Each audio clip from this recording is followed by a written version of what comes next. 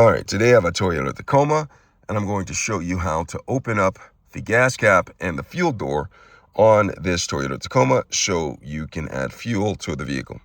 All right, but before I get started, if you like my video, could you give it a thumbs up? I'll appreciate it. All right, so I'm in the vehicle's off. Make sure the vehicle's off whenever you're adding gas. It's in park, and if you want to apply the parking brake, I would do that. All right, so with that done, I'm going to simply open the door to get outside of the Toyota Tacoma. I'm gonna walk around, and then on the side of the vehicle, right above the rear tire, is the cover. I'm gonna take my finger, put it right there, open it, boom, look at that. Gas cap is right there.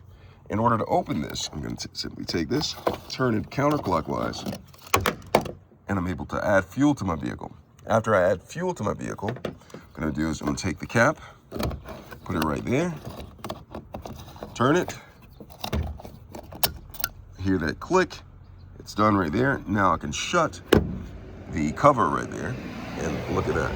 That is how you add or open the gas cap and close the gas cap on a Toyota Tacoma. Hope this has been helpful. Thanks a lot for watching.